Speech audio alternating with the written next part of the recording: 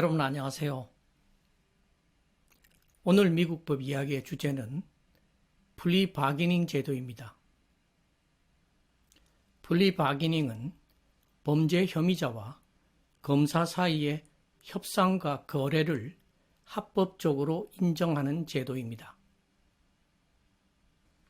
범죄 혐의자가 여러 가지 범죄 중 일부 범죄에 대해 유죄를 인정하거나 살인죄 대신에 폭행 치사죄와 같은 형량이 낮은 범죄를 인정하면 검사가 낮은 형량을 구형하겠다고 약속하는 것입니다. 그리고 조직 범죄나 마약 관련 범죄 또는 뇌물죄와 같은 경우에는 다른 범인의 수사에 협조하겠다는 약속을 검사가 요구하는 경우도 있습니다. 플리 바기닝이라는 미국 제도는 유죄 답변 협상, 죄질 협상, 양형 거래, 사법 거래 등으로 번역되고 있습니다. 이러한 설명을 들으면 형벌이 어떻게 협상과 거래의 대상이 될 수 있을까 하는 의문이 듭니다. 플리 바기닝은 헌법이 보장하는 묵비권, 자백 강요 금지, 배심 재판을 받을 권리 등을 스스로 포기하는 것입니다. 다시 말해 범죄 혐의자가 검사와 협상을 통해 협상 제안을 수용하게 되면 범죄 혐의자는 재판받을 권리를 포기하고 판결에 대한 항소도 포기하는 것을 의미합니다. 미국 연방법무부의 통계에 따르면 연방과 주 형사사건의 90%에서 95%가 플리 바기닝으로 종결된다고 합니다. 이처럼 미국 형사사건의 절대 다수가 재판 없이 종결되기 때문에 플리 바기닝 제도를 다루지 않고 미국 형사사법 제도를 논의하는 것은 불가능합니다. 플리 바기닝 제도는 미국 법정 드라마나 영화에서도 자주 등장합니다. 오늘 여러분에게 보여드릴 동영상은 미국 CBS 방송에서 방영한 샤크라는 드라마의 일부입니다. Involuntary manslaughter, 5 years, she's out in 2. You run this past the DA? It's a great deal, Jenny. Take it. Are we talking about jail or Martha Stewart jail? We can work something out. The office declined. You sure, Jenny? Because if you get convicted, you could die in prison. The offer is declined.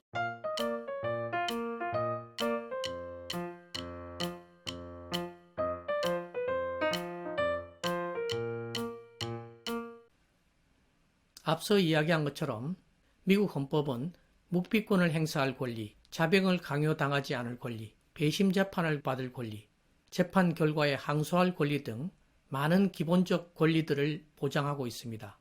그런데 범죄 혐의자는 무엇 때문에 이러한 법적 보호를 포기하고 검찰 측이 제안하는 거래에 응하게 될까요? 대부분의 범죄 혐의자는 공개 재판에서 자신의 신원이 노출되는 것을 꺼립니다. 방청객뿐 아니라 배심원들 앞에서 오랜 시간 재판을 받는 것이 무척 창피하게 느껴집니다. 또 구속되어 있는 피고인이나 유죄 판결을 받을 경우 장기간 징역살이를 할 수 있는 경우에는 수감 기간을 가능한 줄여서 조속히 석방되기를 원합니다. 여러 가지 죄목으로 기소된 경우에는 사회적 낙인이 덜한 죄목으로 유죄 판결을 받는 것이 낫다고 생각합니다. 무엇보다도 재판은 상당히 긴 시간 동안에 진행되고 그 재판의 결과는 예측하기가 어렵습니다. 이러한 상황 때문에 범죄 혐의자는 검찰 측의 거래 조건을 쉽게 받아들이는 경향이 있습니다. 플리 바기닝 제도는 검사에게 매우 유리한 제도입니다. 모든 검사가 가장 싫어하는 것은 자신이 기소한 범인이 재판에서 무죄 판결을 받는 것입니다. 정식 재판에 가지 않고 플리 바기닝으로 사건을 종결짓게 되면 확실하게 유죄 판결을 받을 수 있습니다. 자신이 맡은 많은 사건 중에 상당수를 플리 바기닝으로 처리하게 되면 더 중요한 사건에 집중할 수 있는 시간과 여력을 갖게 됩니다. 또한 범죄 혐의자에게 선처를 조건으로 협조를 받아내어 다른 중요한 범인을 재판하는 데 필요한 도움을 받을 수 있습니다. 판사는 플리 바게닝의 거래와 협상 과정을 관리 감독할 책임을 집니다. 범죄 혐의자가 변호사의 도움을 적절히 받았는지, 검사의 부당한 강요나 협박에 마지못해 승낙한 것은 아닌지 이런 점들을 확인하게 됩니다. 플리바기닝으로 많은 사건을 종결하게 되면 재판 사건도 줄어들게 되어 판사에게도 도움이 됩니다. 범죄 피해자는 범인이 응당 받아야 할 처벌보다 낮은 형량을 받는 것에 불만이 있습니다. 하지만 피해자도 재판 결과의 불확실성은 피하고 싶어하는 경향이 있습니다. 만약 정식 재판이 열려서 증거 부족이나 애매한 증언 또는 경찰의 수사상 실수 등의 이유로 범인이 처벌을 면하는 것을 범죄 피해자는 원치 않습니다. 따라서 범죄 피해자에게 플리바기닝은 최선은 아니지만 차선책으로서 범인을 확실하게 처벌하는 방법이 됩니다. 이러한 협상과 거래가 성공적으로 이루어지면 검사와 피고인 그리고 피고인의 변호사는 합의서를 작성하고 서명합니다. 그리고 이것을 판사에게 제출합니다. 연방형사소송규칙 제11조는 플리바기닝의 종류와 요건, 절차 등을 상세히 규정하고 있습니다. 대다수의 주들도 주형사소송법에 이러한 규정을 두고 있습니다. 오늘날 미국 형사사건의 95% 정도가 플리바기닝으로 종결되고 있지만 이러한 제도가 활발히 이용되기 시작한 것은 비교적 최근의 일입니다. 미국 건국 초기부터 19세기 이전까지는 대부분의 판사들이 플리바기닝을 인정하지 않았습니다. 기록에 따르면 1830년대부터 플리바기닝이 보스턴에서 처음 인정되었다고 합니다. 1870년대에는 뉴욕과 시카고 등에서도 플리바기닝이 인정되었습니다.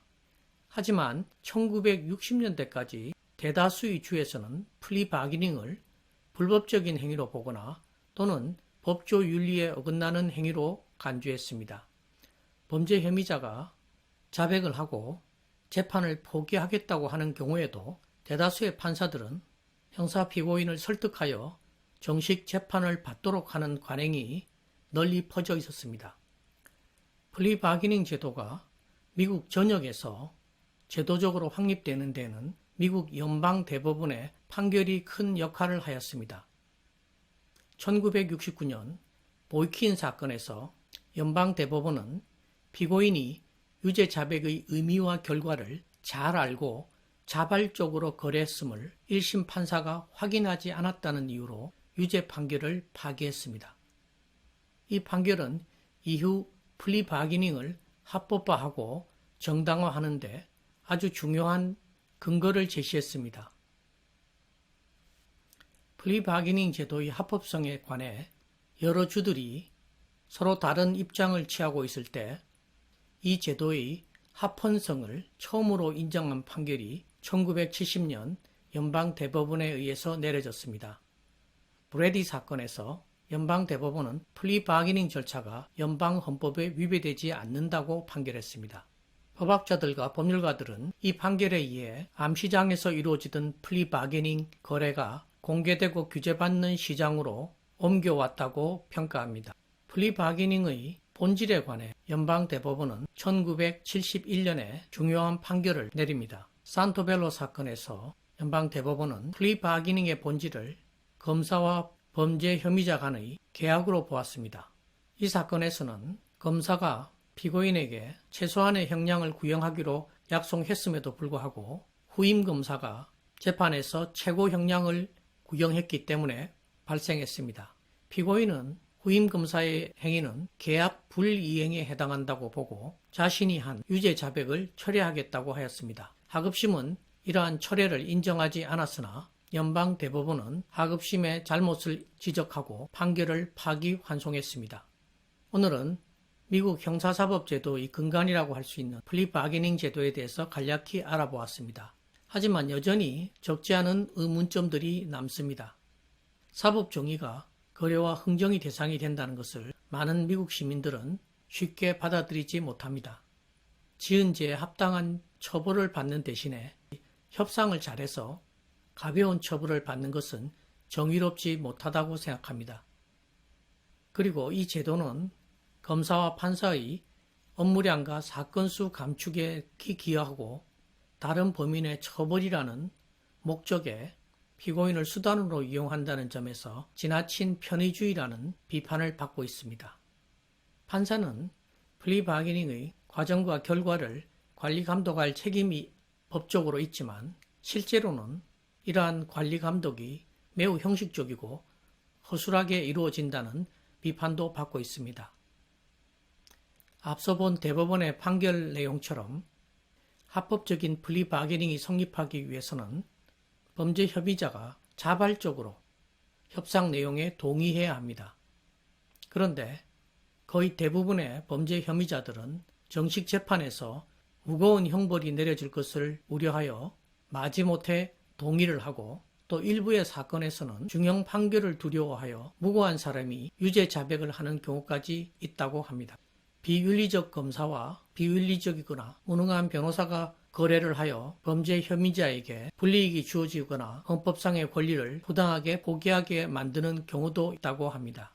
범죄 혐의자가 거래 조건을 받아들이도록 하기 위해서 형량보다도 훨씬 과도한 형량을 구형하겠다고 위협하는 경우가 있다고 합니다.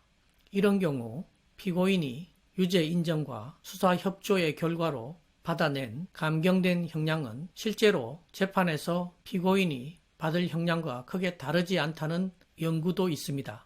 이런 상황을 학자들은 검사가 제시한 형량이 특별 세일의 할인 가격인 줄 알고 받아들였는데 실제로는 시중 가격과 다르지 않은 경우라고 비유하고 있습니다. 오늘 미국법 이야기는 여기서 마치겠습니다. 오늘 이 동영상이 플리 바게닝이라는 미국 제도의 이해에 도움이 되셨기를 바랍니다. 그럼 다음 동영상에서 뵙겠습니다. 시청해 주셔서 감사합니다.